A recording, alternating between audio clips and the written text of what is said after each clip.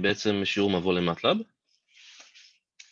אעשה share screen במחשב שלי, כי אני אצטרך ככה לעבור כל פעם מהמצגת למטלב עצמו. טוב, אז בעצם התוכנית היא כזאת, בעצם אני אעשה לכם היכרות כאילו בסיסית עם מטלב, עם הפקודות החשובות, עם הרעיונות החשובים, ואם בסוף יהיה זמן, אז נדבר גם על התרגיל שקיבלתם, למרות שהוא לא כל כך משתמש כאילו בתכונות מיוחדות של מטלב, נראה אם יהיה זמן. טוב, אז נתחיל, דרך אגב, כל מה שאני אומר ומציג מבוסס על החוברת הזאת, שקיימת ברשת, נבוא למטלב, החוברת נכתבה ב-2002, היא מדברת כאילו על גרסה טיפה ישנה של מטלב, אבל זה לא משנה, לא השתנה שום דבר מיוחד. אז שם יש את כל התכנים המלאים, מה שאני עושה בעצם, לקחתי משם את הדברים החשובים, העיקריים, בוא נגיד, בשביל ההתחלה, אבל אתם יכולים, אם אתם רוצים גם נשלח לכם את החוברת עצמה, ואתם יכולים כאילו שם לרדת לפרטים. טוב, אז נתחיל עם סביבת העבודה. סביבת העבודה של מטלב היא כזאת. קודם כל יש לנו בעצם האזור הראשי, זה ה-Command Window, שבו אנחנו מקישים את הפקודות. יש לנו כאן את האדיטור, שהוא משמש לכתיבת קבצים. ופה אני כותב את הקבצים שאני רוצה להתעסק איתם, אם זה קבצי פקודות או קבצי פונקציות, תכף נדבר על סוגי קבצים. כאן בצד שמאל אני רואה את התיקייה שבה בעצם אני עובד, וכאן מטלב מחפש את הפונקציות שאני הולך להשתמש בהן. התיקייה הזאת, כלומר, אתם רואים, אנחנו משחק עם זה ולראות, לשנות, דברים כאלה. אתם משנים את זה בעיקרון, כאילו כאן אתם יכולים לשנות את הספרייה הראשית שאיתה אתם עובדים. בעיקרון תשמרו לכם את הכל בתיקייה שבה אתם יודעים ששם נמצאים הפונקציות הרלוונטיות שלכם, ומטלב יחפש את הפונקציות האלה קודם כל שם. אם הוא לא ימצא פונקציה כלשהי, אז הוא יגיד לכם שהוא לא מצא את הפונקציה, ואז יכול להיות שתצטרכו לשנות את הספרייה שממנו הוא מחפש את הפונקציה. אוקיי, טוב, אז זה בעצם, אז אמרנו האדיטור שבו כותבים את הקבצים, כאן ה-Command Window שבו אני כותב פקודה והוא מריץ פקודה אחרי פקודה, וכאן ספרייה. כאן בצד ימין זה ה-Workspace, שבעצם כאן רשומים כל המשתנים שהגדרתי בינתיים עד עכשיו. אתם רואים נניח A זה 1 כפול 100 דאבל. מה זה דאבל? זה אומר פשוט שזה מספר כאילו רגיל. ו1 כפול 100 פשוט אומר לי את הממדים של הוקטור. זה וקטור שורה של 1 עם 100 שורות, 100 עמודות. נניח A זה 3 כפול 5, אז זה 3 שורות, 5 עמודות. ואם אני רוצה לדעת כמה יש בתוך A, כאילו מה A בעצמו, אז או שאני מקיש במקש הפקודות, ב-Command Window, אני רושם פשוט A, ואז הוא מראה לי מה זה A, זאת הפונקציה, זאת המטריצה הזאת. או שאני נכנס כאן, לוחץ פעמיים, דאבל קליק על A, ואז הוא פותח לי באדיטור את המשתנה A, שזה המטריצה, ואם אני רוצה, אני יכול גם לשנות באופן ידני כאן את הערכים.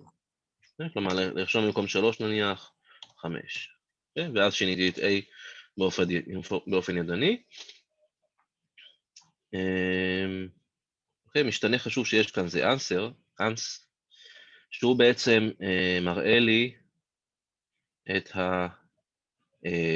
התשובה של הפקודה האחרונה שרשמתי.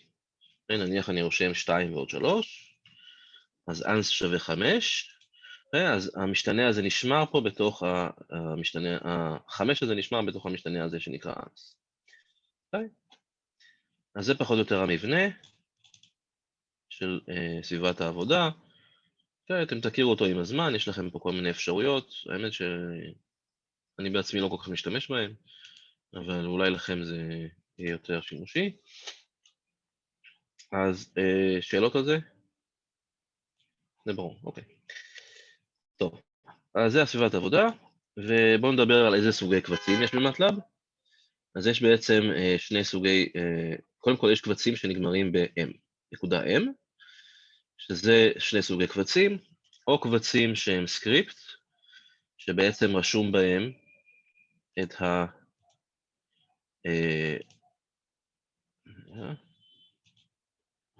שרשום בהם פקודות בעצמם. נניח, אתם רואים כאן יש לי קובץ שנקרא example 1.m, אז יש כאן פשוט רצף של פקודות.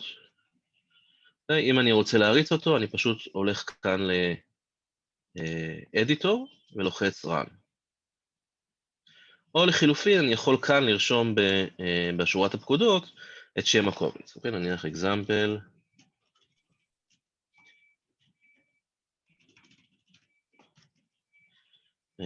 1, אז הוא מריץ לי את הקובץ, אוקיי, והוא ביצע את הפקודות. זה סוג של קובץ סקריפט. יש קבצים מסוג אחר, שזה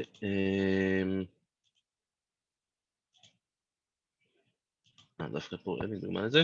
אוקיי, שזה קבצים של פונקציות, אוקיי, שנדבר על זה בהמשך, שנניח כל קובץ במטלב הוא בעצם, כל פקודה במטלב זה איזושהי פונקציה, נניח יש את הפונקציה סינוס, אוקיי, אז אני פשוט מריץ את הפונקציה, נניח סינוס של 5, אוקיי, אז זה סוג של קבצים אחר, זה סוג של פונקציות שבעצם מקבלות אינפוט ונותנות אאוטפוט, זה לא שהוא מריץ סתם סקריפט, אלא הוא צריך לדעת מה האינפוט ואז הוא מוציא את האאוטפוט. אוקיי, אז אלה שני הקבצים שמסתיימים ב-M. חוץ מזה יש קבצים שעם סיומת mat, שאלה קבצים שמאחסנים את הערכים, את המשתנים. אוקיי, נניח אני עכשיו מסתכל כאן, זה ה-workspace שלי, נניח אני רוצה לשמור כאן את כל הקבצים, סליחה, את כל המשתנים, אז מה אני עושה? אני לוחץ כאן, אתם רואים יש כאן משולש כזה קטן מצד שמאל, אז ימין, סליחה, אז אני רושם save, אוקיי, ואז הוא נותן לי אפשרות לשמור, וזה איזשהו קובץ, אוקיי, נניח סתם variables, אוקיי, והסיומת היא mat. אוקיי, אז שמרתי את כל המשתנים כאן בקובץ הזה. מה לחצת כדי לשמור את כולם? אתה יכול לראות שוב? כן.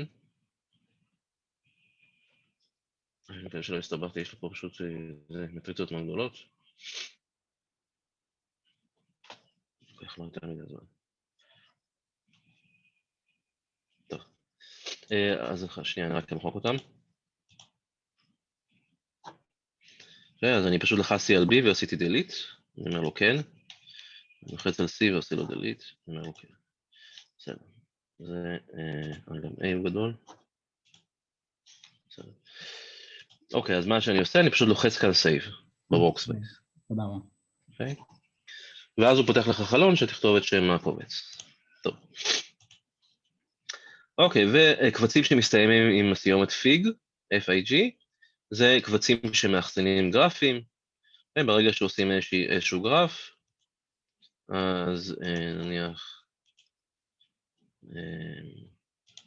זה סקריפט שמייצר איזושהי תמונה, אז אני הולך פשוט לפייל, save as, והתמונה נשמרת עם סיומת FIG.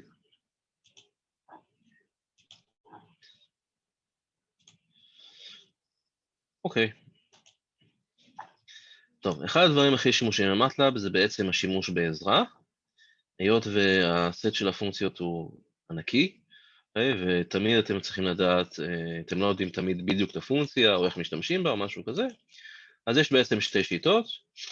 אחד זה אם אתם יודעים מה אתם מחפשים, אז אתם פשוט משתמשים ב-help, נניח אני יודע שאני רוצה למצוא את הפונקציה square root, אז אני רושם כאן help square root, זאת הפונקציה, ואז הוא מציג לי בעצם איזשהו קיצור שמסביר לי מה הפונקציה ומה האינפוט שהיא צריכה לקבל, ומה האוטפוט שהיא מוציאה.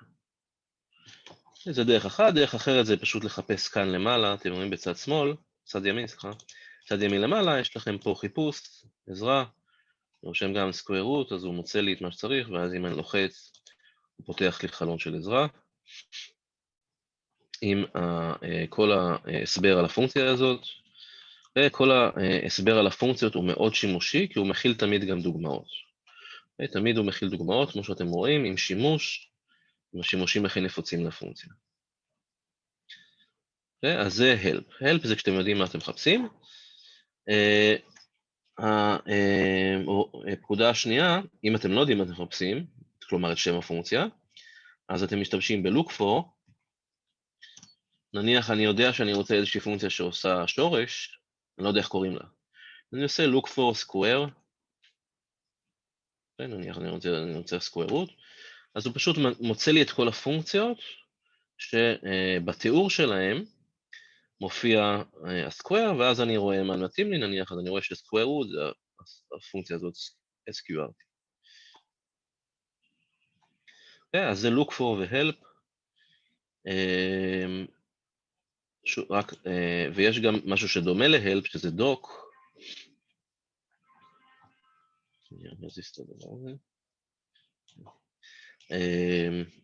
אם נניח, כמו שראינו מקודם, help, square root,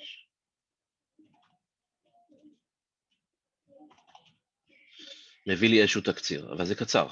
אם אני רוצה ממש את הקובץ המלא, אז או שאני לוחץ כאן על documentation for square root, או שאני רושם doc square root, ואז זה פותח לי את אותו חלון שהיינו מקודם, עם התיאור המלא. אוקיי. אז תדעו ששימוש במטלב הוא תמיד כולל שימוש אינטנסיבי בעזרה.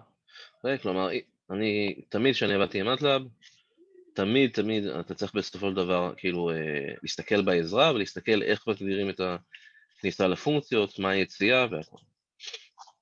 אוקיי, אז בעצם בואו נתחיל במבנה הבסיסי של המשתנים. מטלב נקראת ככה כי זה בעצם קיצור של מטריקס לב, כן? כלומר, ההתעסקות שלה העיקרית זה עם מטריצות, זה המשתנים בצורה של מטריצות.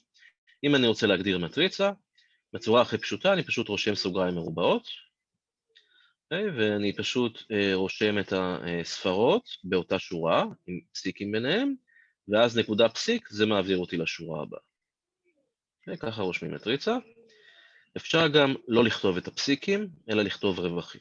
זה שקול. אבל בכל מקרה, כדי לעבור שורה, אני צריך את הנקודה הפסיק.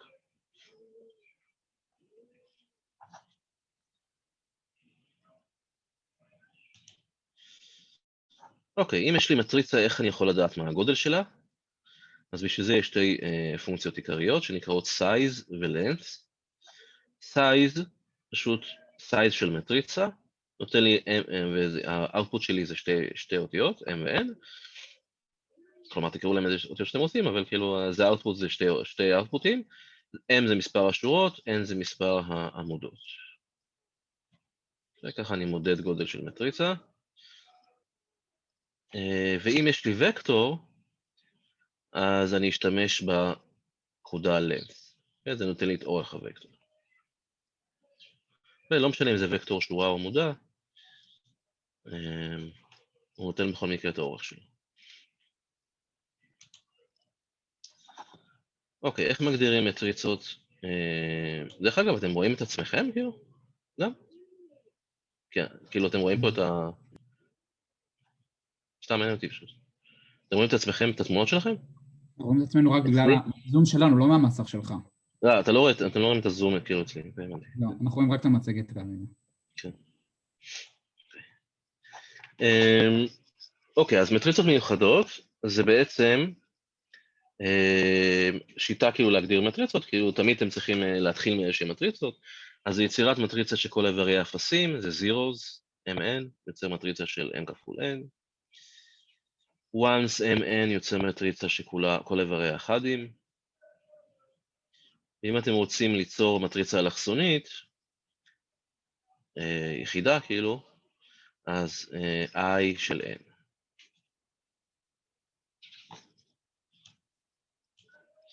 זה כל מיני פקודות שכדאי לדעת, שימושיות. אם אתם רוצים להגדיר מטריצה אלכסונית, אז אתם פשוט משתמשים בפונקציה דייג, קיצור של דיאגונל, של אלכסון, אז נניח הגדרתי וקטור b שווה 7,1 מינוס 3,8, אז b גדול שווה דייג b, נגדיר לי מטריצה שעל האלכסון שלה נמצא וקטור b. ואותו דבר, אם יש לכם מטריצה נתונה, אתם משתמשים בזה בשביל להוציא את האיברים האלכסוניים מהמטריצה.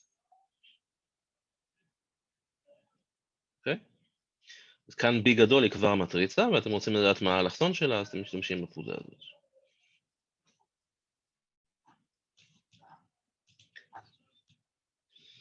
אוקיי, פונקציות שימושיות של משתנים אקראיים, של לייצר איזשהו מספרים אקראיים, אז פונקציית רנד היא מייצרת מטריצה עם התפלגות אחידה, M ו-N זה הממדים של המטריצה, התפלגות אחידה בין 0 ל-1, אם אתם רוצים איזשהו קטע אחר, אז אתם פשוט עושים איזושהי הזזה ליניארית, איזושהי טרנספורמציה ליניארית על הדבר הזה, ואם אתם רוצים פונקציה שהיא מתפלגת גאוסית, נורמלית, אז זה רנד N.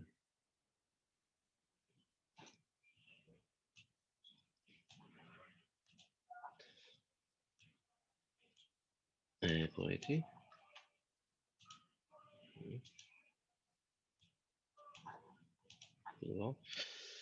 אוקיי, איך יוצרים וקטורים בעלי ערכים עוקבים? אז יש שתי שיטות, או שאתם רושמים x שווה s.2 d.2 f, כן, בואו נעשה דוגמה, נניח x שווה 1, 2 עד 11, אז בעצם זה יוצר לי וקטור שמתחיל ב-1, כל פעם קפיצה ב-2, עד שהוא מגיע ל-11. אוקיי? אם הייתי עושה שהוא צריך לעצור ב-10, אז הוא היה פשוט עוצר לי ב-9. אוקיי? כי כאילו אתם לא יכולים בקפיצות של 2 להגיע מ-1 ל-10, אז פשוט הוא לא מראה את האיבר האחרון. וכלומר, המספר הראשון והקפיצה זה כאילו מה שקובע את הוקטור, והמספר האחרון פשוט אומר עד איזה מספר הוא עוצר. Okay? כלומר, זה המספר המקסימלי שהווקטור הזה יקבל. אז זאת שיטה אחת, שבעצם אני רושם נקודותיים, אני יכול גם לא לרשום נקודותיים, ואז הוא יודע שהקפיצה היא 1. Okay? נניח אני רושם y שווה מ-2 עד 5, אז הוא פשוט יודע שהקפיצה היא ביחידות של 1.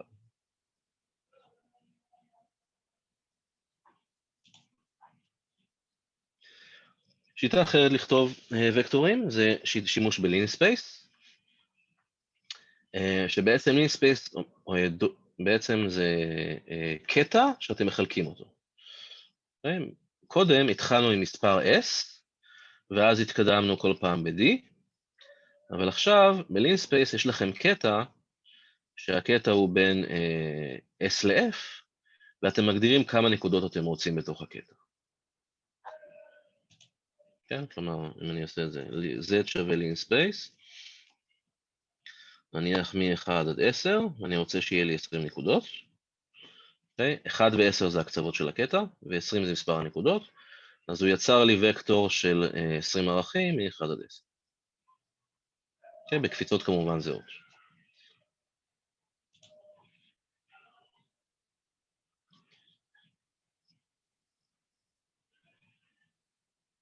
טוב, על ה-Array Editor דיברתי, זה בעצם שאתם יכולים להיכנס למטריצות ולראות כאן, אם אתם לוחצים כאן, אז אתם רואים את הערכים של המטריצות. אוקיי, איך הולכים האינדקסים למטריצות?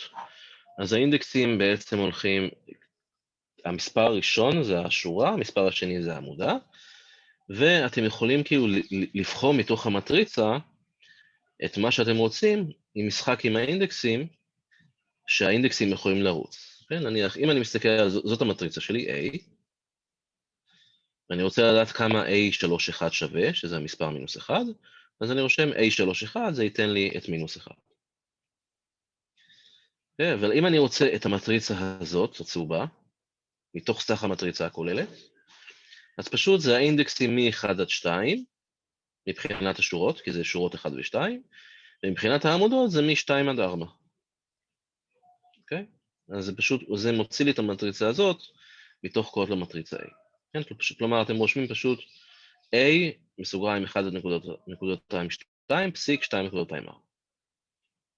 ואותו דבר, אם אתם רוצים להוציא עמודה, לשלוף איזושהי עמודה, אז בעצם זה עמודה מספר 2, והשורות, זה כל השורות, לכן אתם רושמים במקומם נקודותיים.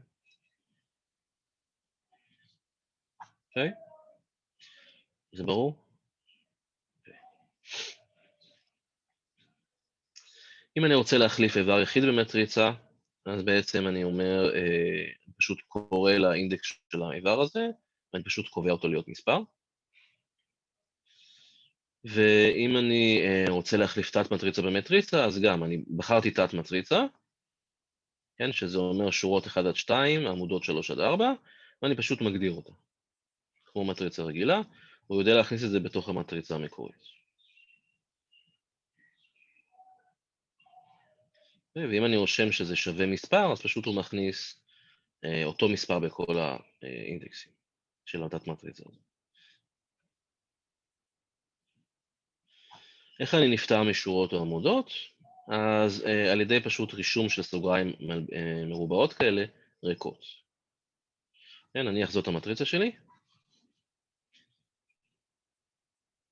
אוקיי, סתם, הפקודה Magic פשוט מייצרת ריבוע קסם כאילו כזה בממד 5. אוקיי, ריבוע קסם זה אומר שהסכום של השורות והעמודות הוא אותו דבר, משהו כזה. אז יש לי את המטריצה הזאת, אני רוצה עכשיו להעלים את השורה השלישית. אז אני רושם A3 פסיק נקודותיים, שווה סוגריים מרובעות ריקות, אז קיבלתי מטריצה עכשיו חדשה, בלי השורה הזאת באמצע, וכולה.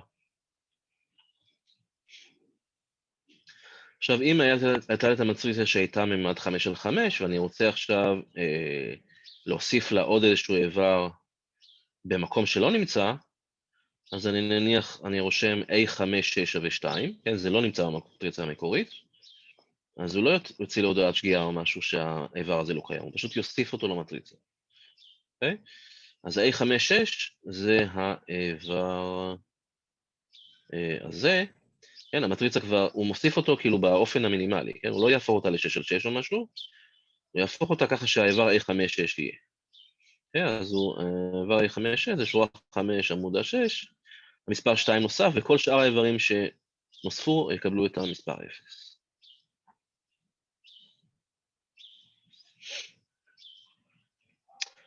אוקיי, עכשיו אם יש לי מטריצה ואני רוצה לדעת איזה איבר מקיים תנאי מסוים, אז הפקודה הבסיסית של זה, בשביל זה find. אוקיי, כאשר אני רושם סוגריים מרובעות ij שווה find a, אז זה מוצא לי את כל המספרים שהם לא 0. בתוך הפונקציה, כש-i נותן לי את המספר שורה, מספרי שורה, ו-j נותן לי את המספר עמודה.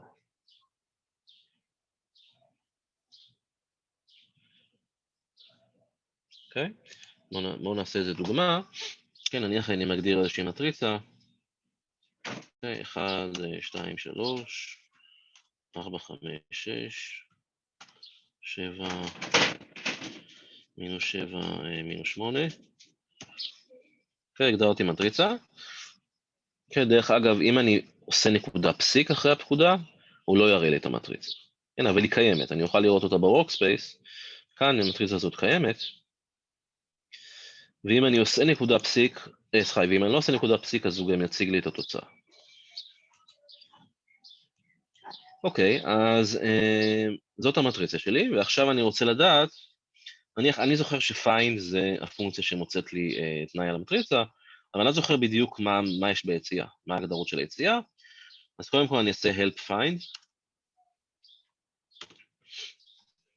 וזה נותן לי את הדברים הכלליים לגבי המטריצה הזאת, אז אני מסתכל בהלפ של הפונקציה, ואני רואה, יש כאן כל מיני אופציות, בהתאם לאינפוט, נניח עכשיו אני מתמקד על זה, ש-ij שווה find של x, הוא מחזיר את השורה והעמודה של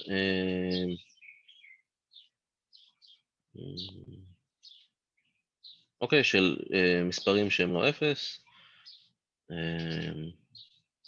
אוקיי, עכשיו נניח אני רוצה לקיים איזשהו תנאי,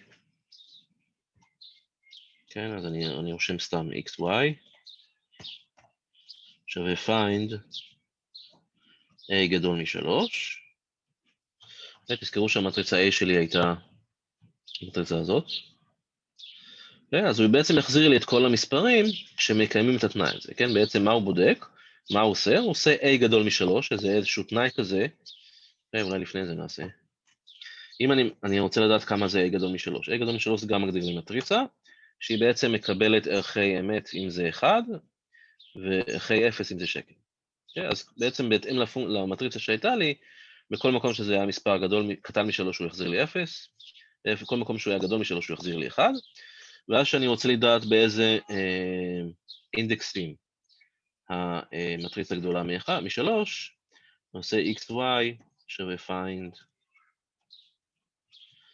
גדול מ3, הוא מחזיר לי את האינדקסים. כלומר, אני יודע שיש לי איבר כזה בשורה 2, עמודה 1. כן, איבר כזה בשורה 3, עמודה 1. איבר כזה בשורה 2, עמודה 2. כן? ככה בעצם אני יכול לדעת את האינדקסים שבהם זה קיים. עכשיו, אם אני לא טועה, אני אבדוק את זה, אני חושב שיש לו גם אופציה ל-output שלישי, שזה הערכים עצמם. אוקיי, הערכים עצמם פה זה פשוט יהיה 1, אבל נניח אם הייתי רוצה לדעת... למה זה 1?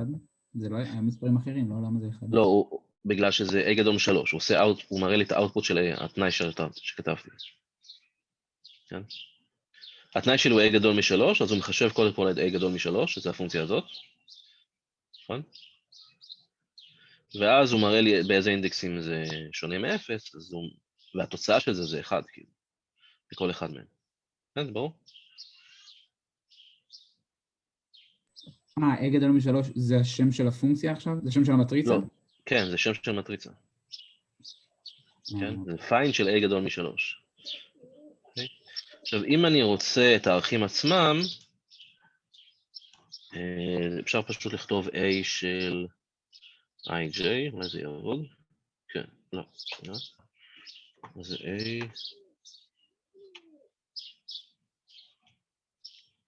לא, זה לא יעבוד.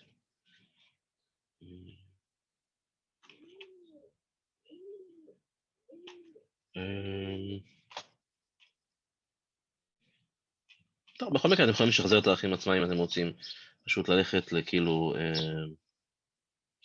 טוב, אני יודע איך לעשות את זה, אבל זה קצת מסובך, צריך לעשות... אוקיי, בכל מקרה, את האינדקסים אתם ככה מוצאים, בסדר? אם נניח עכשיו נתקעתם, אתם רוצים לדעת איך למצוא את האינדקסים, אז זה פשוט, או שאתם מחפשים במטלב, או שאתם פשוט הולכים לפי האינדקסים שמצאתם ב-i ו-j, ופשוט מוצאים הערך של הפונקציה באינדקסים האלה. אוקיי, זה ברור?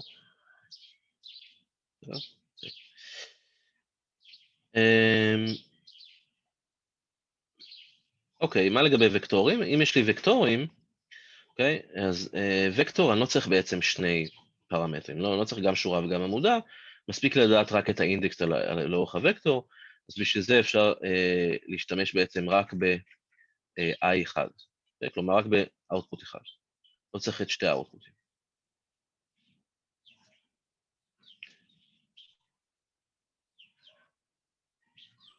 אגב, בגלי, אתה תוכל להעלות את המצגת הזאת למודל אחר כך? כן, כן, לא למודל, כלומר, ישלחו לכם את זה איכשהו, פשוט אין לי גישה שם למודל שלנו. נכון, בסדר, איכשהו. אוקיי, איך אני עושה טרנספוז? לפונקציה, אז בשביל זה אני משתמש בטאג, שטאג באופן עקרוני הוא עושה גם טרנספוז וגם צמוד קומפלקסי. זה כמו דגר. אז אם יש איזושהי מטריצה 2, 1, 5, 6, 8, 4, אני עושה לה C שווה A טאג, זה ייתן לי את המטריצה, הטרנספוז שלה. שוב, אם יש לכם מספרים קומפלקסיים ואתם לא רוצים לעשות את ה... כלומר, אם יש לכם מספרים קומפלקסיים בתוך הפונקציה, אז זה יעשה לכם גם את הצמוד קומפלקסי. כן? דרך אגב לא אמרתי, אבל כאילו מטלב יש לה, היא מציגה מספרים קומפלקסיים באמצעות i או j. כן? נניח אני רושם a שווה 1 פלוס i, 2, 3 מינוס i, 4 מינוס 2i, אז למה יש לי את זה? בגלל שהגדרתי i זה משהו אחר. שנייה, אז קודם כל i פשוט יש לי בתור איזשהו, אתם רואים i נמצא פה בתור משתנה. אז אם הגדרתי אותו בתור משתנה, אז זה לא שורש של מינוס 1. אז קודם כל אני אנקה אותו, אני אעשה clear i, או שאני מוחק אותו באופן ידני, מה-workspace. ועכשיו אני אגדיר שוב את המטריצה A, ועכשיו יש לי מטריצה פשוט של מספרים קומפלקסיים. תראו שאני לא חייב לכתוב כאן מינוס 2 כפול i. אני יודע להבין ש2 מספר כפול i זה מספר כפול i. אפשר גם לכתוב את זה עם j דרך אגב. זה אותו דבר מבחינתו, i ו-j זה הסימון שלו לשורש של מינוס 1. אוקיי, אז הגדרתי את a. אם אני רוצה לדעת כמה זה a tag, אז זה המטריצה הזאת, כן, שהיא הדגר של המטריצה הזאת, כן, טרנספוז וצמוד קומפלקסי. כן, אתם רואים ש3 פחות i הפך ל3 ועוד i. אבל אם אני רוצה לעשות רק טרנספוז בלי הצמוד הקומפלקסי, אז אני משתמש בנקודה פסיק. זה a נקודה פסיק, זה יעשה לי טרנספוז בלי להפוך את המינוס i ל-i. אז זה טאג ונקודה טאג. טאג זה דגר, נקודה טאג זה טרנספוז רגיל, בלי צמוד קומפלקסי. אוקיי, איך אני הופך מטריצות? בשביל להפוך מטריצות אני משתמש באינברס של A, או A בחזקת מינוס 1. זה פשוט מגדיר לי את המטריצה ההופכית. עוד פקודה שימושית זה sum, שבעצם אם יש לי וקטור, אז פשוט סכום של כל המספרים בוקטור. נניח הגדרנו x שווה 1 עד נקודתיים עד 4, זה וקטור שורה מ-1 עד 4, s שווה sum x, נותן לי ש-s שווה 10. Okay, אפשר להפעיל את sum גם בשביל מטריצה, ואז בעצם מה שהיא עושה,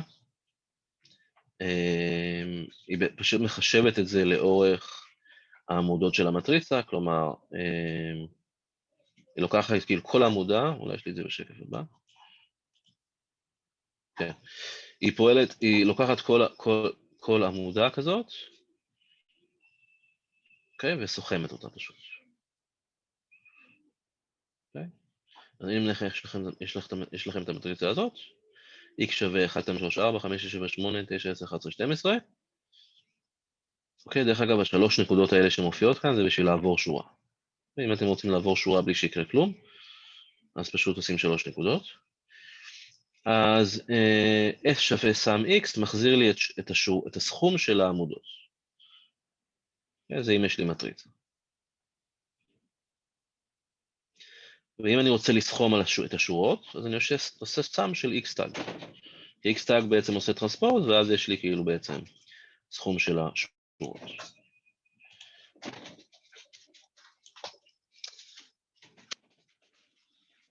אוקיי. אם אני רוצה לעשות מכפלה של וקטורים,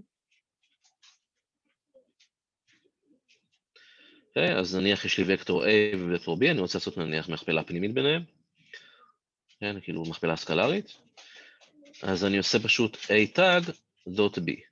למה? קודם כל, מה זה כפל במטלב? כפל רגיל של מטריצות. נניח יש לי את המטריצה A שווה 1, 2, 3, 4, זאת המטריצה B, סליחה A, ו-B שווה 4, 5, 6, 7, זאת המטריצה B. אז אם אני עושה את המטריצה A כפול B, זה פשוט עושה מכפלה של המטריצות באופן רגיל, כמו שאתם רגילים, זה 1 כפול, המספר הראשון זה 1 כפול 4, ועוד 2 כפול 6. זה יוצא 16, כמו שאתם רגילים, מכפלה של מטריצות. עכשיו, אם אני רוצה לעשות מכפלה סקלרית בין שני וקטורים, אז פשוט אני צריך אחד מהם להפוך משורה לעמודה, נכון? כלומר, אם יש לי מכפלה סקלרית בין שני וקטורים, זה בעצם שיש לי אחד מהם שורה ואחד מהם עמודה. אוקיי? אז השורה זה בגודל 1 כפול n, והעמודה זה בגודל n כפול 1. אוקיי? אז אני צריך להגדיר אותם ככה שהמכפלה תוגדר טוב. כן, אני צריך שזה יהיה כאילו, הרי אם b הוא וקטור השורה לדוגמה, אז זה יהיה 1 כפול n, וה-B הוא גם 1 כפול N, אי אפשר ככה להכפיל וקטורים, אז אני צריך לעשות בעצם A כפול B טאג. פה רשום A טאג כפול B, זה תלוי בגלל שהווקטורים ה-A פה וה-B הם הוגדרו בתור עמודות. מה? זה פשוט תלוי איך אתה מראש מגדיר את הוקטור, כי אם מראש אני אגדיר את A כשורה ואת B כעמודה, אז לא צריך טאג. נכון, נכון. צריך לדאוג שבסוף זה יהיה שורה כפול עמודה. בדיוק, בסוף שזה יתאים. בכל מקרה, אם אתם לא עושים את זה מתאים, המטלב יוציא הודעת שגיאה. הוא לא יוכל לעשות הכפלה של הוקטורים בצורה כזאת. אוקיי, ותבנית ריבועית זה קצת יותר מסובך, לא...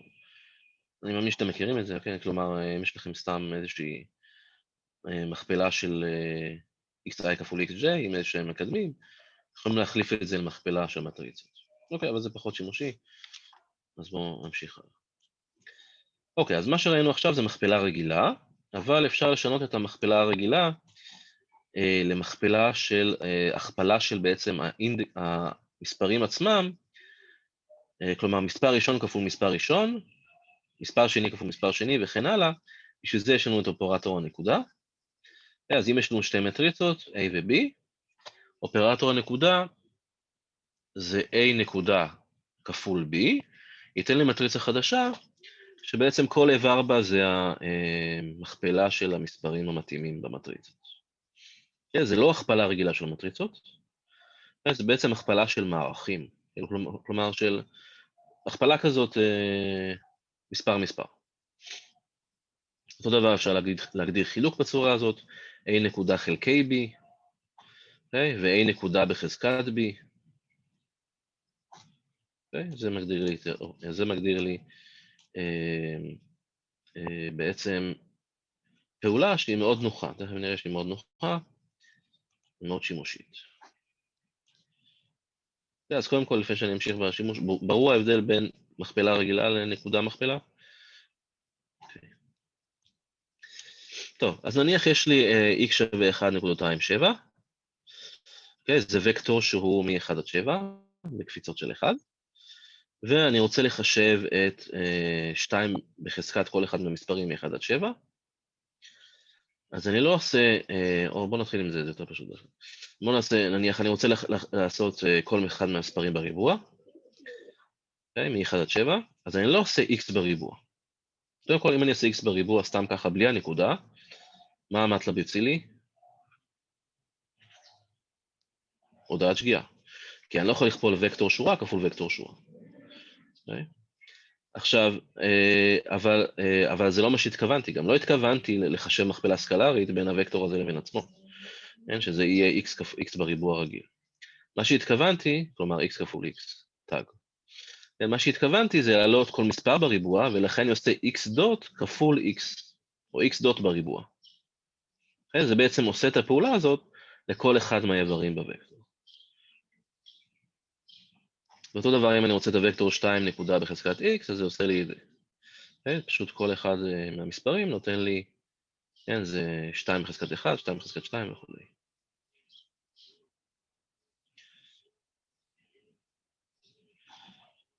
אני רוצה להדגים את העניין הזה, נניח על איזושהי פונקציה פשוטה. נניח עכשיו נתנו לכם את המשימה, עבור כל המספרים, כמה אפסים יש לי פה? 1, 2, 3, 4, 5, 6. בוא נכתוב כאן 10 בחזקת 7, שיהיה ברור.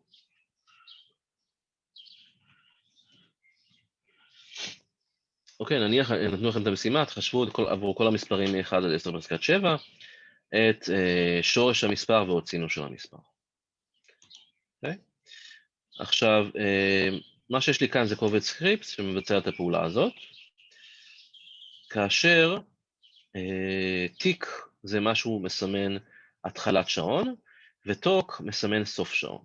כלומר, התיק והטוק משמשים לי בשביל לספור כמה זמן עבר. מתחילת הפעולה עד סוף הפעולה. אז הגדרתי כאן תיק, שזה אומר שהשעון מתחיל. הגדרתי כאן וקטור מ-1 עד 10 בחזקת 7. ועכשיו b שווה square root של a פלוס סינוס של a, אז פשוט זה לוקח את כל הערכים של הוקטור, מחשב עבור כל אחד מהם שורש ופלוס סינוס, ומייצר לי וקטור חדש. ופה לא צריך שום נקודה? לא, בגלל שלא עשיתי פה שום פעולה של כפל או חילוק. כלומר, אם היה לי, כן, בוא נעשה square root נניח של a דוט כפול a, okay, אז כאן הייתי צריך לשים נקודה. אבל ככה סתם אם אני עושה פעולה על וקטור, אז הוא פשוט עושה את זה על כל אחד מהאיברים. אז ספציפית צריך נקודה בכפל חילוק וחזקה, מה שהיה מקודם? בדיוק, כן. אוקיי, אז אם אני עכשיו, ברגע שאני אעשה run, אז הוא יריץ לי את זה, ובואו נראה כמה זמן זה לקח. זה לקח 1.92 שניות. אוקיי, עכשיו, אז מה שעשיתי כאן זה פעולה פשוטה על וקטורים. אבל, תחשבו על זה, אם הייתם צריכים לעשות את זה ב-C, נניח, כאילו באיזושהי שפה אחרת, שהיא לא מטלב, אז מה הייתם צריכים לעשות? הייתם צריכים לעשות כאן איזושהי לולאה. נכון? בעצם תיק זה ההתחלה של השעון, עכשיו A הולך, זה לא, זה נכון? שנייה. אוקיי. זה היה זה.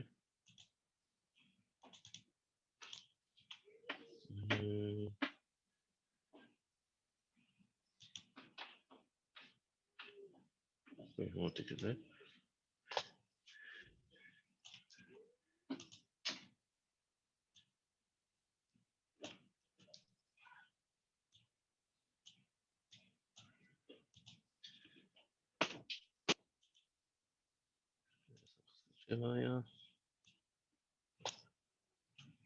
אוקיי, מה שיש לי כאן זה בעצם תיק, זה תחילת שעון, ועכשיו אני מריץ לולאה, A הולך מ-1 עד 10 בחזקת 7, ואני מחשב עבור כל אינדקס C של A זה כאילו ייתן לי וקטור, שורה, שכל אחד מהאיברים שלו זה square root של A כפול A, כאן לא צריך לעשות נקודה כי זה פשוט מספר, אבל לא משנה, אני משאיר את הנקודה, ועוד סינוס של A. אוקיי, ככה בעצם הייתם מחשבים את זה בשפה אחרת. אוקיי, כולם מסכימים? אוקיי. עכשיו אם אני אעשה לזה run,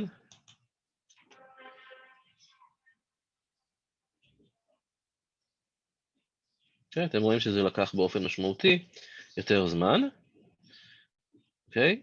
הסיבה היא שפשוט MATLAB לא טוב בלולאות פור, כלומר היעילות שלו בלולאות פור היא די נמוכה, לעומת זאת כשאתם מבצעים פעולה על מטריצות או וקטורים, הוא עושה את זה הרבה יותר יעיל. אוקיי? זה פשוט כאילו תוכנה שמיועדת לשימוש במטריצות. לכן תנסו להימנע כמה שיותר להימנע, משימוש בלולאות פור, וכמה שיותר לעבוד עם הוקטורים עצמם, ועם המטריצות עצמם. Okay, אז זה מראה לכם, כאן זה פשוט דוגמה מאוד פשוטה, זה לא כזה משמעותי, אם זה שנייה או 5 שניות, אבל יכול להיות שבחישובים יותר מסובכים, עדיף לעבוד עם הוקטורים, תחשבו על זה בצורה כזאת, שכאן, בשביל לעשות את החישוב הזה, הוא היה צריך לעשות באופן סדרתי הרבה פעולות ביחד, לא הרבה פעולות, באופן סדרתי פעולה אחת אחרי השנייה, לעומת זאת כאן, הוא הגדיר וקטור, והוא מבצע את כל הפעולה הזאת עליו בבת אחת. Okay, פשוט הוא לוקח כאילו את כל המספרים במקביל, ומבצע על כולם את אותו דבר. Okay? אז זה מקצר באופן משמעותי את החישוב. אוקיי? אז זה שימוש לאופרטור הנקודה, או שימוש באופן כללי גם לשימוש במטריצות. אוקיי. בואו נראה עוד איזושהי דוגמה. אוקיי, אז נתונות 3 מטריצות, ונדרש לחשב את הביטוי הזה. והביטוי הזה אני רוצה לחשב אותו עבור כל מספר במטריצה. אוקיי? זה סינוס A חלקי B בחזקת C בחזקת 3 ועוד 1. אז איך אני אכתוב את זה? אז יש לי כאן סינוס A, שזה מחשב לי סינוס של כל מספר ומספר בתוך המטריצה, וכאן אני אעשה נקודה חלקי, למה? כי אני הולך לחלק בין מטריצות, ואני רוצה שזה יחלק לי מספר, שלא יחלק את המטריצות, מטריצה במטריצה. הנה, יחלק לי כל מספר לגופו, אז בעצם אני אעשה נקודה חלקי. אותו דבר כאן יש לי בסוגריים, B נקודה בחזקת C, כל זה נסוגר סוגריים, כל זה נקודה בחזקת 3, ועוד 1.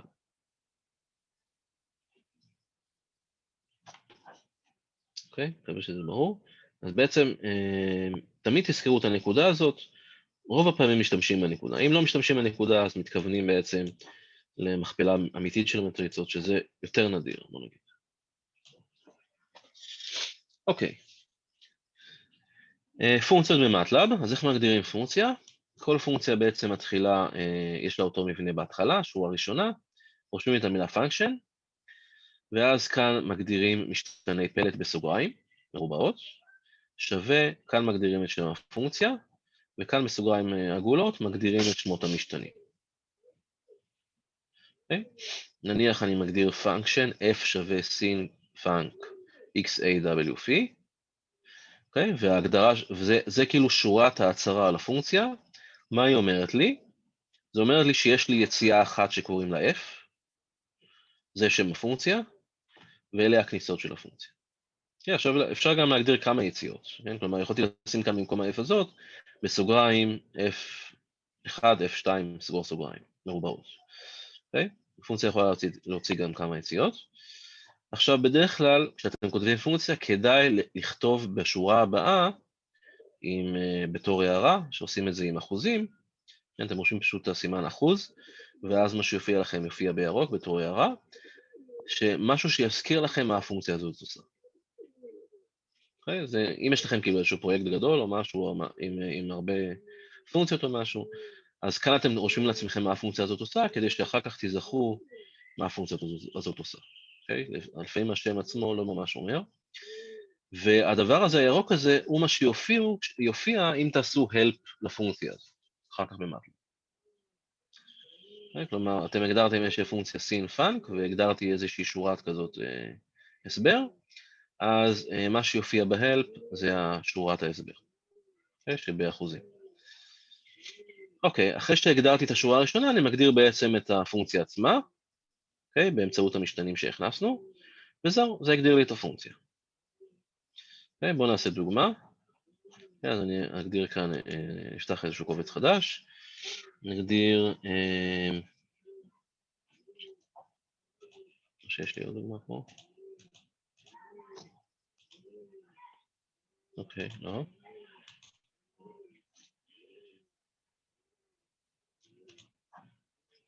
אוקיי, נניח function, אוקיי, נניח xy, שווה, example נניח אחד, של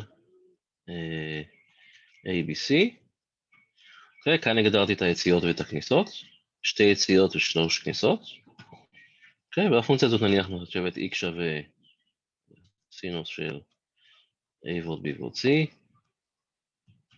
אוקיי, ו-y שווה a כפול b כפול c, וזהו, בזה הגדרתי את הפונקציה, עכשיו אני צריך להגדיר, לשמור אותה. אני שומר אותה, והשמירה שלה חייב להיות באותו השם של הפונקציה עצמה. אחרת, אם אתם לא תשמרו אותה באותו שם, מטלה פשוט לא ימצא אותה. מה אם אין? לא חייבים. אז הפונקציה נקראת x1, הוא כבר הציע לי את השם הזה בעצמו, אבל תשימו לב שאם אתם משנים את השם של הפונקציה, אתם צריכים לשנות את שם הקובץ. כלומר, אם אחרי זה אתם עושים איזושהי עריכה על הפונקציה שכתבתם, אוקיי, אז עשיתי save. אז אתם רואים שזה נוסף כאן לרשימת הקבצים שיש לי, x1.m. ועכשיו אם אני נניח רוצה לדעת כמה זה x1 של 2, 3, 4, אז הוא הוציא לי תשובה אחת, למה? כי לא הגדרתי לו כמה יציאות. אז אם לא הגדרתי לו כמה יציאות, הוא מוציא לי בעצם את היציאה הראשונה, שזה x. אוקיי? אבל אם אני רוצה את שתי היציאות, אז אני רושם, כן, זה לא חייב להיות כמובן באותו שם שהגדרתי כאן, אני אקרא לזה RT. RT שווה x1 של 2, 3, 4, ואז הוא הגדיר לי, הוא מצא לי כמה זה R ו-T. אז בעצם אחרי שאתם מגדירים פונקציה, צריכים לשמור אותה, ואחרי זה אתם יכולים להריץ אותה מכל מקום שאתם רוצים, אתם יכולים להריץ אותה גם מתוך קבצים שאתם עושים, כל עוד הקבצים האלה הם נמצאים באותה תיקייה משותפת, יחד עם הפונקציה שהגדרתם, אז הוא נמצא את הפונקציה. אוקיי. אז זה פונקציות שבעיקרון, זה כאילו המבנה הבסיסי של פונקציה, אתם יכולים להגדיר איזה פונקציה מסובכת ככל שתהיה, אוקיי? בצורה הזאת. אבל אם יש לכם פונקציות מאוד פשוטות, שלוקח שורה להגדיר אותן, אז יש דרכים יותר פשוטות, אז נניח inline, זה פונקציה שמוגדרת פשוט באמצעות נוסחה של האותיות, ובצורה כזאת, f שווה inline, כאן בתוך גרשיים אתם רושמים את הביטוי, וכאן רושמים בפסיקים, בגרשיים גם, את כל המשתנים שהפונקציה הזאת מקבלת. אוקיי? אז השורה הזאת שקולה לגמרי לזה. הם שקולים לגמרי. שוב, זה רק אם הפונקציה שלכם מאוד פשוטה, שאתם צריכים רק שורה אחת. כן? אז לא כדאי בשביל שורה אחת, עכשיו לפתוח קובץ ולהגדיר קובץ חדש של פונקציה. בשביל שורה אחת אפשר להגדיר את זה בתור שורה אחת. עוד דרך להגדיר פונקציה, זה באמצעות האות הזאת a, את. Okay? זה פונקציה שהיא בעצם מוגדרת בצורה הזאת, זה, הסימן הזה את, קוראים לו נראה לי, כן? נראה לי, כרוכית. שטרודל, נכון. שטרודל, או כרוכית, כן. אז שטרודל, בסוגריים אתם רושמים את המשתנה, ואז רושמים את הביטוי. שוב, זה רק בשביל פונקציה פשוטה, שאתם יכולים להגדיר אותה באמצעות נוסחה, ובשורה אחת, ואם יש לכם שתי משתנים, אז זה אותו דבר. צריך לשים סוגריים או לא? בשורה הראשונה יש עם סוגריים ומלמטה עם סוגריים. לא חייב. סוגריים למטה לא חייב. כן. הוא פשוט לוקח מהרגע שהסתיים פה הסוגריים עד הנקודה פסיק, כל הביטוי בפנים, זה כאילו... אוקיי, אז מה קורה אם אני רוצה לעשות פונקציה של פונקציה? כן, נניח יש לי פונקציה שמחשבת אינטגרל. אז היא צריכה לקבל בתור input פונקציה. כן, או נניח עוד פונקציות f0, היא מוצאת פתרונות למשוואה f של x שווה 0. כן, או נניח f min band, היא מוצאת נקודת מינימום לוקלית של f של x. יש כל מיני פונקציות, יש כמובן המון פונקציות. אז איך אני מכניס פונקציה בתור input לפונקציות כאלה? אז ברגע שיש לי פונקציה שהיא מוגדרת, okay, הגדרתי או פונקציה באמצעות השטרודל הזה, או שהגדרתי פונקציה, כמו שהגדרתי מקודם בקובץ, כן, הפונקציה הזאת שהגדרתי כאן, כן, שהיא הייתה בקובץ x1. כן, הפונקציה נקראת x1. בכל מקרה, אני לא יכול לכתוב x1 בתור כניסה לפונקציה, של פונקציות, כן, נניח אני רוצה אינטגרל,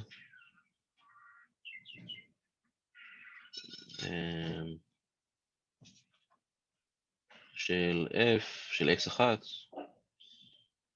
הבעיה שזה לא, זו פונקציה שהיא לא חד-ממדית, אז זה יהיה מסובך. טוב, נניח, אוקיי, הבנתי את הרעיון. כלומר, אם אני רוצה לקחת את הפונקציה הזאת ולהכניס אותה בתור אינפוט לאיזושהי פקודה אחרת, אז אני לא יכול לקרוא לה ל-x1 בתור האינפוט, אוקיי? זה כי הוא לא, כאילו, אי אפשר להכניס פונקציה בתור אינפוט. אז מה עושים? מגדירים משתנה אחר, שהוא שטרודל של הפונקציה. אוקיי? אז נניח כאן יש לי פונקציה סינוס, שאתם מכירים. אוקיי? אז אני רושם f שווה שטרודל סין, ועכשיו האובייקט הזה, זה נקרא function handle, האובייקט הזה יכול להיכנס בתור input לפונקציה של פונקציה. והאינפוט כאן זה ה-f, שהוא השטרודל של סין. ואז זה מוצא לי נניח f min band, זה מוצא לי את המינימום של f בקטע מ-0 עד 2 פעם. או נניח ה-f הזאת שהגדרתי כאן, אז אני רוצה לדעת מה האינטגרל שלה בין 0 ל-1, אז אני מכניס את השטרודל הזה לכאן.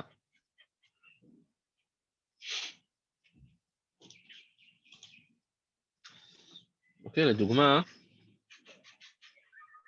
אני רואה שכתבתי את הדוגמה הזאת, שלא.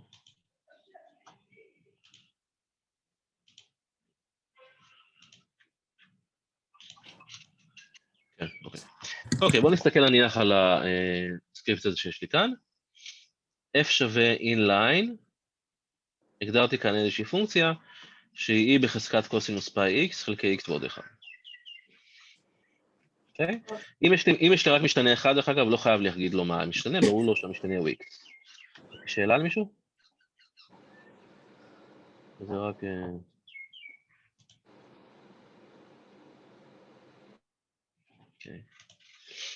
אוקיי, אז הגדרתי כאן פונקציה בשורה, ועכשיו אני רוצה למצוא לה מינימום, בתחום בין 0 ל-5. אז אני רושם x מין שווה f מין בנד של f בין 0.5, 0.5 זה הקצוות של התחום, ו-f זה הפונקציה שהגדרתי. אוקיי?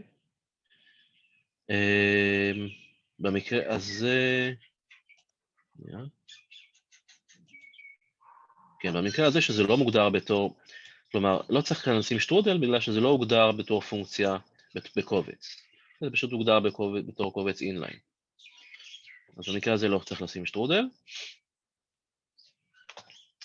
אוקיי, מה יש לי כאן? y-min זה בעצם הערך של f בפונקציה, בערך המינימום, x-min. ועכשיו, עד עכשיו כאילו עשיתי את החישוב. Okay? כלומר, x ו-y נותנים לי את נקודת המינימום של הפונקציה. Okay, אז 3 שורות האלה ברורות? אוקיי. עכשיו אני רוצה לצייר את זה. אז בשביל לצייר את זה, אני מגדיר לי, מה זה ציור של פונקציה במטלב? זה בעצם כאילו אוסף של נקודות, כן? מטלב פשוט מציירת אוסף של נקודות, בהתאם לווקטורים, כלומר, יש לה וקטור של x, וקטור של y, פשוט מסמנת נקודה בהתאם לקואורדינטות xy. אז אני מגדיר כאן x שווה לינספייס 0.5,000, כלומר, אני רוצה שיהיה לי 1,000 נקודות בין 0 ל-5, ועבור, זה מגדיר לי וקטור, נכון? עכשיו, עבור כל נקודה בווקטור הזה, אני רוצה לדעת כמה y, אז כתבתי y שווה f של x, זה בעצם מגדיר לי וקטור חדש של y. כן, y עכשיו הוא וקטור, שכל הערך שלו זה, נניח y1 זה f של x1, y2 זה f של x2 וכולי.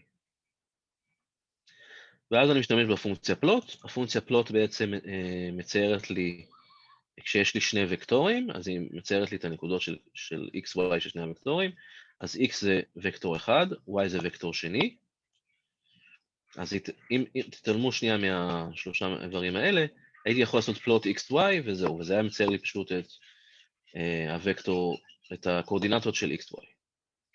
ואני רוצה גם לצייר את הפונקציה המינימלית, סליחה, לא את הפונקציה, את הנקודה המינימלית שמצאנו, אז אני שמתי עוד את הוקטור שהוא בעצם בגודל 1 על 1, של x-min ו-y-min. בפונקציה פלוט, כאילו כל זוג של וקטורים, שאתם שמים אחד אחרי השני, הוא פשוט מצייר אותם על אותו גרף. אז אני מצייר כאן את xy, זה זוג אחד, ה-x השני זה x-min, y-min, והכוכבית אומר לי את הנקודה הזאת אני אסמן עם כוכבית ובצבע אדום. כמובן שכל הפרטים של פלוט וזה, אתם יכולים תמיד למצוא, פשוט לחפש, לעשות help plot, להסתכל על הדוקומנטציה של פלוט, יש שם הרבה דברים, כדאי שתסתכלו על זה. טייטל זה בעצם הגדרה של הכותרת, אני שם את זה בסוגריים, בגרשיים כאלה ובסוגריים סוסלות, אפשר גם מרובעות. X-Label נותן לי את השמות של ו-Y-Label נותן לי את השמות של הצעירים, ו-Legend נותן לי פשוט את המקרא כאילו, של הדבר הזה. Okay, אז אם אני אריץ את זה, okay, אז קיבלתי את הציור של הפונקציה, שבעצם כאן זה xy, זה בעצם יש כאן כאילו, ה-x הוא וקטור, כן, y הוא וקטור, פשוט מסמן לי את הנקודות, אתם רואים שהוא מסמן לי את הנקודות. אוקיי, הנה, אני יכול לטייל על הנקודות.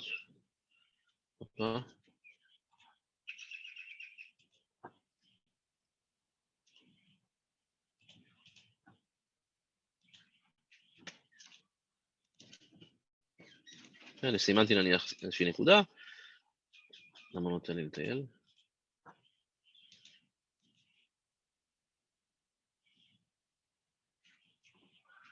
טוב. אני יכול לסמן כאילו נקודות על הפונקציה עצמה, זה פשוט כל נקודה כזאת זה קואורדינטות של x ו-y, אוקיי? ואתם רואים שכאן בכוכבית מסומן לי הנקודת מינימום שהוא מצא. אוקיי? f min band פשוט מוצא מינימום, הוא יכול היה למצוא את המינימום הזאת. זה... אי אפשר לדעת איזה מינימום הוא נמצא. זה איזשהו מינימום מקומי. אוקיי. שאלות על הדוגמה הזאת? לא הבנתי בכללי מתי אז אני צריך להכניס שטרודל ומתי לא, כשאני... כשיש לך פונקציה, שהיא פונקציה שמוגדרת בתור קובץ מטלב, נקודה M בסוף, אז אתה צריך להכניס שטרודל. כלומר, להגדיר function handle, שהוא יגדיר לך את בואו נעשה את זה רק בשביל הדוגמה. כן, נניח אני רוצה לעשות פיגר, זה פתח לי חלון חדש של תמונה, נעשה פלוט של x, מה זה x אצלי?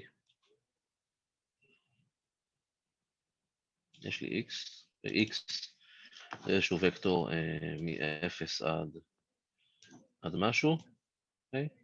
עד 5 יש לו 1000 איברים, שהגדרנו אותו איפשהו מקודם. אז אני רוצה לצייר פלוט של x, אז אני יכול לעשות פלוט של x וסינוס של x,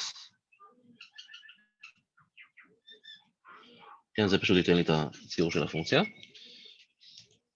עכשיו אני רוצה להניח למצוא x מינימום שווה f מין בן של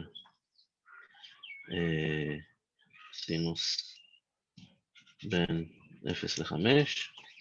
הציור סתם היה האמת, לא הייתי צריך את הציור. אוקיי, אז הוא מודיע לי שיש לי כאן שגיאה, למה? כי הפונקציה סין היא פונקציה, היא לא function handle. היא לא כאילו, function handle זה כאילו ידית של הפונקציה. היא לא כאילו משהו שאיתו אני יכול לאחוז את הפונקציה, בשביל להכניס אותה לפונקציה f מין בן. אוקיי? f מין בן זה פונקציה של פונקציות, אני לא יכול להכניס לתוכה פונקציה סתם. אז מה שאני אעשה, אני אגדיר איזשהו function handle, fz שווה שטרודל של סין, אוקיי? ועכשיו אני יכול להגדיר את מה שעשיתי. דרך אגב, אם אתם רוצים לחזור לפקודה שכבר עשיתם, פשוט לוחצים על המקש למעלה.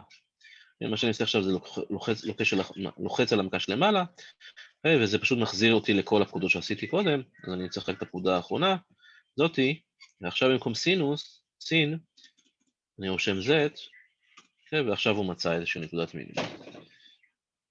אז ברגע שזה, אם הפונקציה מוגדרת בתור קובץ מטלב, כל הפונקציות הקיימות במטלב, הן מוגדרות בתור קובץ מטלב עם סיומת m, או נניח כמו הפונקציה שעשיתי מקודם, שקראתי לה x1. לעומת זאת, אם אני מגדיר איזושהי פונקציה עם lin space, או באופציה השנייה, כן, יש לי שתי אופציות של הגדרות מהירות, או, צריכה, לא, inline, כן, או inline, או עם השטרודל, אז בשטרודל עצמו יש כבר שטרודל, אז לא צריך להגדיר אותו, אבל אם מגדירים עם inline, אז זה גם בסדר. גם אפשר להגדיר אותו בתור input. אבל בוא נגיד, זה המקרה הנדיר. המקרה היותר נפוץ זה שיש לכם פונקציה שמוגדרת בתור קובץ מטלב בנפרד, ואז אתם צריכים לעשות לו function handle. אוקיי, עוד משהו שכדאי לדעת זה משתנים גלובליים. אם אתם כאילו מריצים כאילו כמה פונקציות במקביל או משהו כזה, אתם יכולים להגדיר משתנה גלובלי, גלובל, עם איזשהו שם, להגדיר לו ערך, ואז כל פעם שהוא ירוץ בתור פונקציה אחרת, אם הגדרתם אותו בתור גלובל בפונקציה אחרת, אז הוא בעצם מתייחס כל פעם לאותו משתנה. אוקיי? ואז הוא בעצם, כאילו, יכול לשנות את הערכים כשהוא נכנס לפונקציות אחרות. אוקיי, מה הכוונה? רק שיהיה ברור. נניח אני מסתכל על הפונקציה שהגדרתי מקודם, x1. אוקיי, תשימו לב שיש לי כאן, כן, נניח הייתי מגדיר כאן איזשהו משתנה עזר, z שווה, לא יודע מה, a כפול a ועוד b. אוקיי? אז ה-z הזה, ברגע שאני יוצא מהפונקציה, כן, אף פונקציה אחרת שתקרא לפונקציה הזאת, או לא משנה איפה אני אריץ את הפונקציה הזאת באיזשהו סקריפט, לא תדע מהמשתנה z. נכון? וגם, יותר מזה, גם לא תדע, כלומר, אם אני נניח אכתוב איזשהו סקריפט וכאילו, ואני, אוקיי, בסדר, זה, כלומר, יותר מזה, היא גם לא תזהה מה זה x ו-y, כן? כי x ו-y זה פשוט רק היציאות של הפונקציה. אני יכולתי לכתוב הרי, סתם ככה, כמו שכתבתי מקודם, rt שווה זה, ואז x ו-y בכלל, מישהו חיצוני לפונקציה, לא יודע מה זה x ו-y. אז אם יש לכם איזשהו משתנה שאתם רוצים שהוא, תוך כדי מעבר בכל מיני פונקציות, יתעדכן, אז כדאי להגדיר אותו בתור גלובל. אופציה אחרת זה כל פעם לדאוג שהוא ייכנס לפונקציה וההגדרה החדשה שלו תצא ממנה.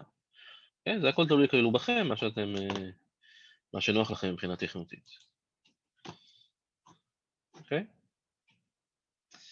טוב, בתור פונקציה אני תמיד יכול להגדיר תת פונקציות. כן, נניח יש לי כאן איזושהי פונקציה, ואתם רואים שבתוכה מוגדר כאילו AVG שווה מין של UN. עכשיו, מין של UN זה פונקציה אחרת שמוגדרת כאן בתוך הפונקציה הראשית. אוקיי? אז בעצם כשאתם מגדירים איזושהי פונקציה ואתם רוצים בתוכה להגדיר תת פונקציות, אתם פשוט מגדירים פונקשן בתוכה, בתוך הקובץ עצמו. ואז זה פונקציות שהפונקציה הזאת הראשית הכוונה הראשונה, שהיא בעצם שם הקובץ נקרא על שמה. שם הקובץ של הדבר הזה יקרא new stats. news stats, כן? זה ככה יקרא הקובץ הכולל. בתוכו יהיו כמה תת פונקציות, כמה תתי פונקציות, ואתם יכולים להשתמש בפונקציות האלה בתוכו. עכשיו תשימו לב שמין ומדיאן זה פונקציות שקיימות במטלב. אז ברגע שהגדרתם אותם בתור תת פונקציות בתוך הפונקציה הגדולה, אז הוא קודם כל קורא להם. כלומר, הוא מזהה את מין ומדיאן עם התת פונקציות שהגדרתם כאן, הוא לא פונה לפונקציות הידועות לו, שהן כאילו הפונקציות הראשיות.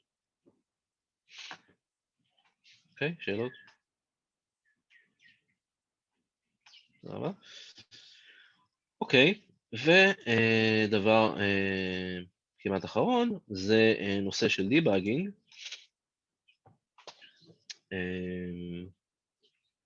נניח,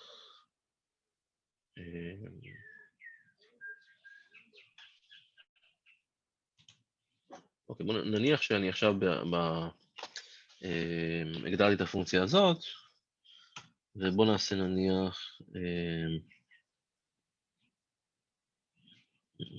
נניח שהגדרתי כאן z שווה a ועוד b, אבל עשיתי כאן a חלקי b.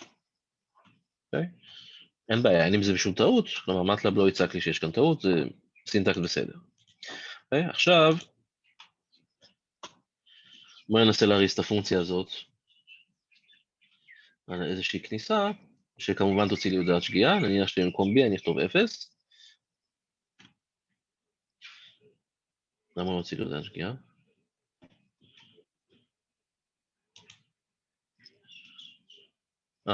אוקיי, לא הוציא לי הודעת שגיאה. לא מוציאים אותו בכל מקרה? מה? אבל שזה בכל מקרה לא יוצא מהפונקציה? לא, זה בגלל שהוא פשוט הגדיר לי אותו בתור... אוקיי, בסדר, זה גם דוגמה טובה. אוקיי, כאילו, אני רוצה עכשיו לדעת כמה z שווה. אוקיי, זה גם דוגמה טובה, זה גם מלמד אותנו משהו. זה לא בגלל שהוא לא מוציא, כי אם היה פה באמת שגיאה, הוא היה מודיע שגיאה. רק פשוט, תראו מה הוא קובע ש-z שווה. אוקיי? נניח אני רוצה עכשיו להיכנס לתוך הפונקציה עצמה, כלומר, לעבור שלב-שלב, לראות מה היא עושה. אוקיי? אז מה אני עושה? אני עושה כאן, אני לוחץ עם המקש השמאלי של העכבר, כאן, וזה עושה לי נקודה אדומה, וזה יאפשר לי כשאני אריץ את הפונקציה, לעצור בנקודה הזאת, ואז להתחיל לרוץ צעד-צעד. אוקיי, אז אני עכשיו מריץ את הפונקציה, אוקיי, ואתם רואים שזה נעצר, אתם רואים שיש כאן חץ ירוק, זה נעצר בנקודה הזאת. אוקיי, ועכשיו יש לכם כאן אפשרויות באדיטור, או continue שהוא ימשיך פשוט עד הסוף, או אפשרות לעשות סטפ-סטפ, כאילו צעד-צעד, ואם היה פה עוד איזשהו לולאת פור בפנים, הייתי יכול לעשות גם סטפ אין, שזה נכנס לתוך הלולאות פור. אם אני עושה רק סטפ, הוא לא נכנס פנימה, כאילו לעוד שלבים. אם אני עושה סטפ אין, אז הוא נכנס לתוך לולאות שנמצאות באמצע. אז עכשיו נניח אני עושה את הצעד הבא, סטפ, ומה הוא קבע שזה שווה? אינף. אז תדעו שבמטלב יש כאילו את המשתנה הזה שנקרא אינף, כלומר אם הוא רואה חלוקה ב-0, הוא לא מוציא הודעת שגיאה, הוא פשוט קורא לו אינף. בסדר? אז, ועכשיו, כאילו כאן המשתנים בתוך הפונקציה גלויים בפניי, כי אני כרגע נכנס לתוך הפונקציה. כמובן, כשעכשיו אני אעשה y שווה a כפול b כפול c, אז בעצם עדיין המשתנים גלויים לפניי, ועכשיו כשאני אעשה את הצעד הבא, אני אצא מהפונקציה, ואז המשתנים האלה ייעלמו. יהיה לי את המשתנים החדשים, שזה r ו-t. אז אני יוצא מהפונקציה, אז חזרתי ל-workspace המקורי שלי, ו-r ו-t מוגדרים כמו שהם. אז השימוש הזה איך זה נקרא? breaking point, הוא מאוד שימושי, הוא עוזר לכם לגלות שגיאות. אוקיי, נניח אם הייתי עושה שגיאה כזאת, קודם כל את זה אני רוצה להעלים, אז אני עושה לזה אחוז, אז זה כאילו הערה. ועכשיו אם הייתי, איך אני יכול להוציא מכאן שגיאה? נניח, אם הייתי עושה ככה, x1 של וקטורים, אוקיי? 1, 2, 2, 3, 3, 4. למה יוציא לי שגיאה?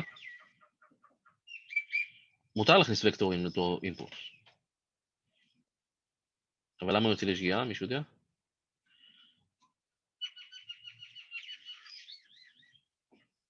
תחשבו, אוקיי, סינוס A ועוד B ועוד C אין בעיה. פשוט יחשב את הסכום של הוקטורים, יעשה סינוס. אבל כאן, כשהוא יבוא לעשות A כפול B כפול C, למה הוא לא יכול לעשות מהם מכפלה פשוטה? כי הם לא בממדים מתאימים. נכון? הוקטור הזה כפול זה, אי אפשר לעשות. לא עשיתי נקודה כפול, עשיתי כפול. אוקיי? אז בואו נראה שהוא מוציא הודעת שגיאה, הוציא. אוקיי? והוא אומר לי error using כפול, אוקיי? והוא אומר לי גם באיזה שורה זה. אוקיי? עכשיו, זה בסדר, אני יכול ללחוץ פשוט על ההערה שהוא מרשם לי, ואז אני נכנס לתוך הפונקציה ורואה מה ההערה. עכשיו, לפעמים קשה, ההערה שלו היא נכונה, רק קשה כאילו להבין מה המקור לטעות. אוקיי? אז במקרה כזה, אני אעשה דיבאגינג, כלומר, אני אעשה את הברקינג פוינט, ואז אני אעבור שלב, ואז אני אראה מה הבעיה. אוקיי, כאן פשוט זו תוכנית מאוד קצרה, אז אין פה שום כאילו, אין פה משהו, כאילו, תהליך ארוך שאני צריך לעקוב אחריו, אבל באופן עקרוני זה מאוד משמעותי, ואתם יכולים גם לעשות כמה breaking points שאתם רוצים. כלומר, אתם יכולים לעשות breaking point בנקודה אחת, ונניח, אחרי שראיתם מה האוטפוט ממנה, להמשיך הלאה, לעשות כאילו, בוא נעשה את זה שנייה. אוקיי, אז הוא נכנס, אני עכשיו כאילו בתוך השורה הזאת, אני אעשה לו, בינתיים, אני רואה מה האינפוט בינתיים, מה האוטפוט בינתיים, כן? ואז זה עוזר לי להבין מה קורה בצעדים הבאים. עכשיו שאני אלך לצעד הבא, כן?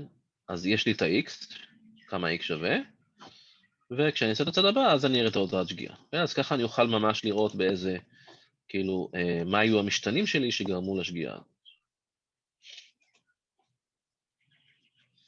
אוקיי, ועוד הערה שימושית, זה על עניין של סוגריים. נניח יש לכם איזשהו ביטוי מסובך, יש לי את זה, מה שהראיתי מקודם. נעתיק את זה כאן נניח. אוקיי, אז תשימו לב, הסמן שלי, אני הולך עם הסמן, והסמן אומר לי כל פעם מה הסוגריים שעליהם מתייחס הסוגריים שלי. כלומר, כשאני עובר על הסוגריים הראשונים, אז הוא מראה לי מה הסוגריים, עם קו תחתון למטה, הוא מראה לי מה הסוגריים שסוגרים אותם. זה מאוד שימושי, בגלל שבמטלב אין הבדל בין הסוגריים, כן? אין סוגריים גאולות מרובעות, אלא כל סוגריים עגולות, ולכן לפעמים אפשר ללכת לאיבוד עם הסוגריים. כן, למשל, אם הייתי הולך כאן לאיבוד עם הסוגריים האלה, לא הייתי עושה סוגריים האחרונות, אז הוא מסמן לי כאן, אתם רואים, עם קו על הסוגריים שאין לי משהו שסוגר אותם. Okay? ועכשיו כשאני סוגר אותם, הוא מראה לי, סימן לי עם איזה סוגריים סגרתי. Okay?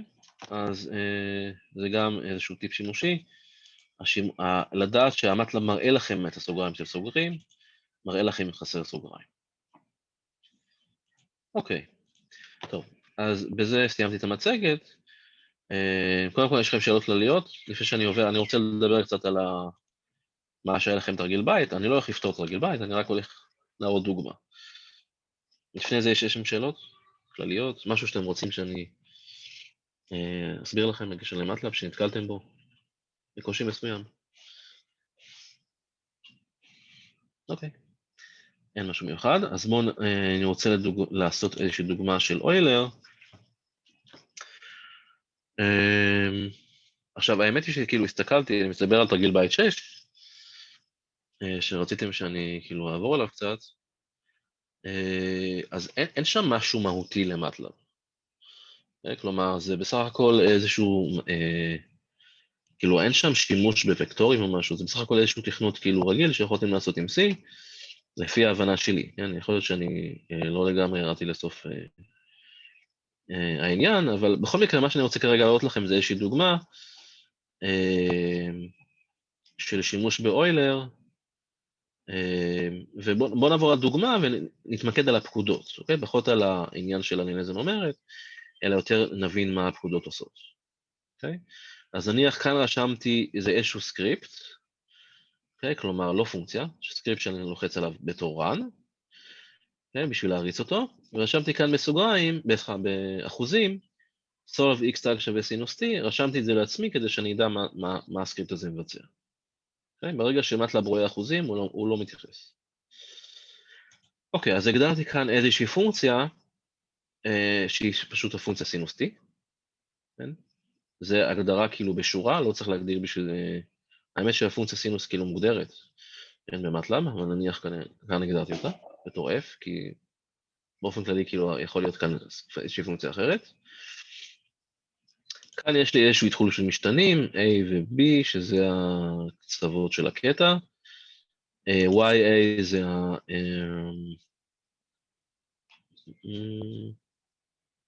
YA זה ה-X ההתחלתי, M שווה 200 זה הנקודות, ו-H זה המרווח. כאן הגדרתי פונקציה שהיא מלאה באפסים, וקטור שהוא מלא באפסים, זירוס 1, M ועוד 1, וכאן הגדרתי וקטור שהוא הולך מ-A עד B בקפיצות של H. ועכשיו, הדרך ליישם את זה, זה פשוט להפעיל את האלגוריתם של אוילר, של y של j ועוד 1, j רץ מ-1 עד m, של y של j פלוס h כפול f, וה-f היא f של t, ש-t זה הזמן בעצם. אני מקווה שהכל ברור, אם לא עושים שלא. כי אני מניח שאתם מכירים את האלגוריתם של אוילר. אוקיי, ואז בסופו של דבר מה שקורה כאן זה בעצם התקדמות בזמן, ואז אני מצייר את זה, ובעצם מקבל את הפונקציה שהנגזרת שלה זה סינוס t, שזה קוסינוס רק מוזז בגלל התנאי התחלה. אוקיי, אז שאלות לגבי הסקריפט הזה? סתם הערה, כאילו, איך שהגדרת את T גדול, היית יכול פשוט להגדיר את זה כלין ספייס עם AB ו-M גדול, לא? למה היית צריך להגדיר את H ואז שוב להחזיר? לא, אולי אתה משתמש בו אחר כך. לא, אתה צודק, נכון. אין בעיה, צודק. אוקיי, בוא נראה עוד דוגמה של, זה היה x tag שווה סינוס t. אבל אם אני רוצה x tag שווה מינוס x, אוקיי, אז מה ישתנה? הגדרתי את הפונקציה, עכשיו היא שווה מינוס x. מה שישתנה שכאן פשוט במקום f של t זה יהיה f של y הקודם. נכון? כלומר, אני בעצם מגדיר, כלומר, h כפול הנגזרת, והנגזרת עצמה שווה למינוס x. שזה בעצם ה-y הקודם. ואז שוב אני אצייר את זה. במקרה הזה זה יוצא איזשהו אקספוננט יורד.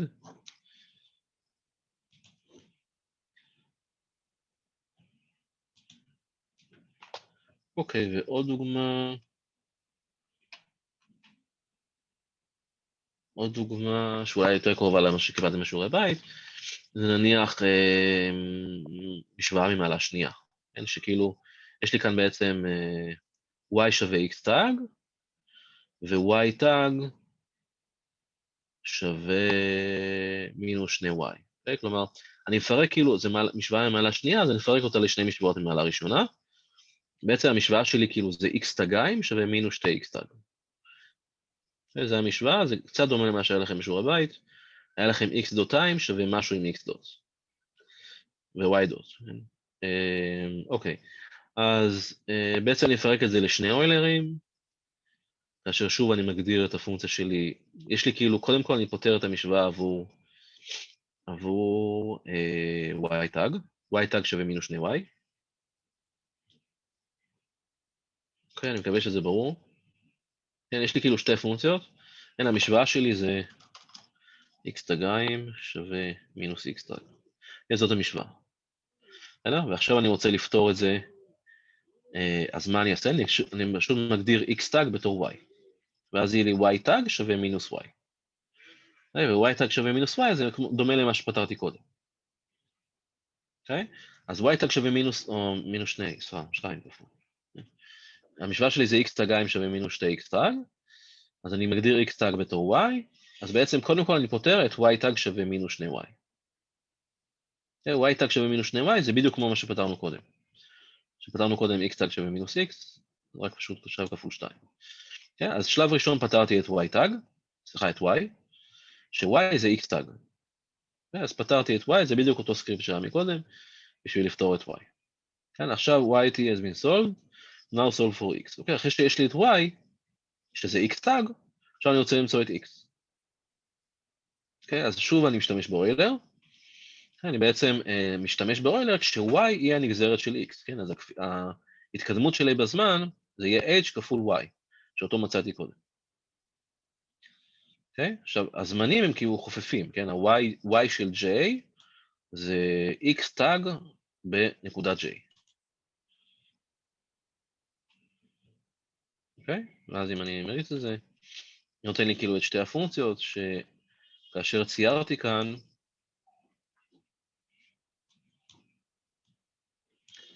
ציירתי פיגר של פלוט ty, r שזה באדום, אוקיי? זה הפונקציה הזאת, אוקיי? שזה ה-x תג, ו-tx בבלו, שזה ה-x עצמו. אוקיי? ואני מצייר אותם את שניהם בפלוט, ביחד אפשר לשים לאנג'ן ולשים כותרות, כן? עם יותר משקיעים.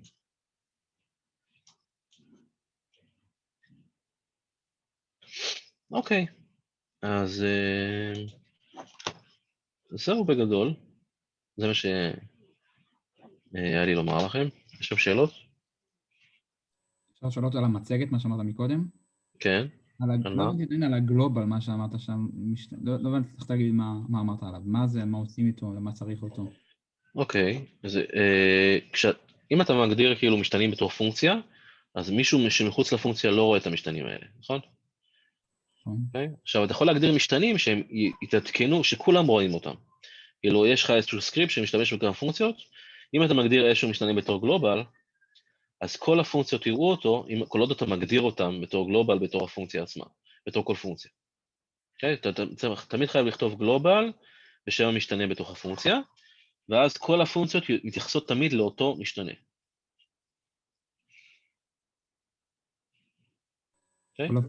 כל הפונקציות שיקראו לפונקציה הזאת?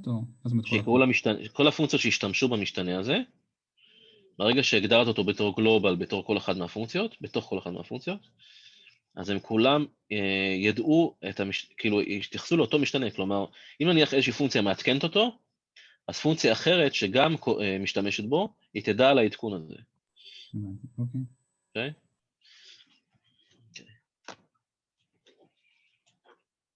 טוב, עוד שאלות? אוקיי. אז מקווה שזה עזר לכם. לפחות זה נתן לכם איזשהו קריאת כיוון. שוב, כאילו השימוש השוטף במטלאב זה להשתמש כל הזמן בהלפ. ההלפ הוא משהו מאוד שימושי, אי אפשר כאילו להשתלט על הכל רק מהזיכרון. משתמשים הרבה בהלפ, ומה שעשיתי כאן זה רק טעימה, בשביל כאילו לתת לכם את הבסיס להתחלה. אבל מפה כאילו אתם יכולים להתפתח וכאילו מבחינת מטלאב באופן עצמאי. זה משהו שהוא מאוד user friendly, מבחינת ההלפ שלו, שמכיל דוגמאות והכל. ויש גם כמובן, יש מה שנקרא, אתר שנקרא MATLAB Exchange, שיש שם הרבה שאלות ותשובות לגבי שימוש במטלאב, דוגמאות של תוכניות שאנשים כתבו. אוקיי, טוב, אז נסיים בזה. להתראות. תודה רבה, מיכאל. תודה. כיף. כיף. ביי.